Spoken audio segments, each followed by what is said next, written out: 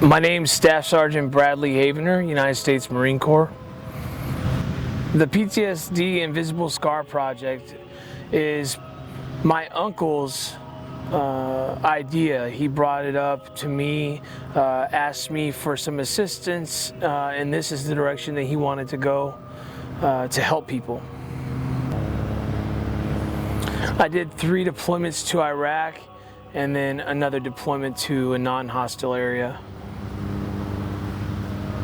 Specifically stating for my PTSD, it was really connected to all 3 of my deployments in different situations for each one, but the first time was the worst time, and I would say that was the initial invasion into the city of Fallujah.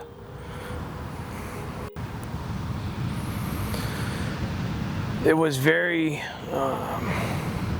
traumatic in the sense that it changed me as a man. I saw a lot of things that injured my moral character, things that you'd never think about just growing up in the United States.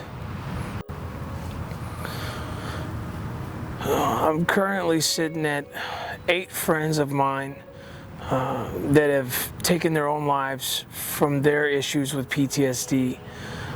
Whenever I hit number 5, I decided that it was time for me to reach out for help because I didn't want to become somebody else's number, somebody else's name that they wore on their wrist, or a dog tag hanging on some statue somewhere. Back in 2013, about the same time that my Uncle Chris told me about this project, I had a suicide attempt, and afterwards I decided that I needed help, and I went and got help, and I started talking to somebody.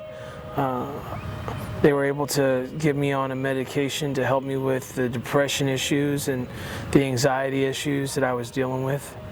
And at that point, I realized how easy it was to get help.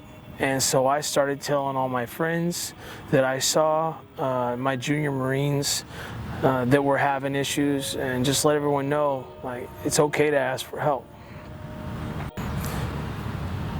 So even though I started seeking help in 2013, it didn't really reach its pinnacle until about 2016. Earlier this year, I had a lot of incidences, and I was still kind of spiraling out of control.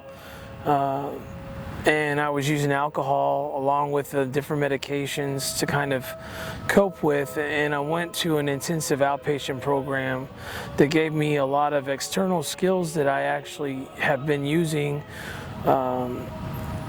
because I've lost everyone that I cared about as far as my friends.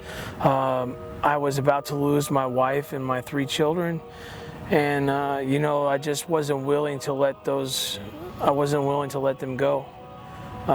So I reached out, I got more help, and I actually put into place those tools that I had been taught, and I stopped drinking alcohol. I've been sober now for 4 months, and I feel great.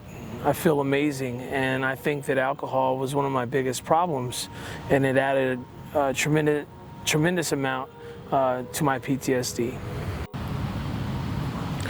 So I've seen quite a bit of doctors, different doctors, civilians and military both, but one in particular, she was former military herself. I seen her whenever I was diagnosed with a traumatic brain injury from my time in Iraq, and it wasn't until I saw her that I realized the different things that go along with a traumatic brain injury and all the other symptoms that present themselves and the other damage that it causes in your life.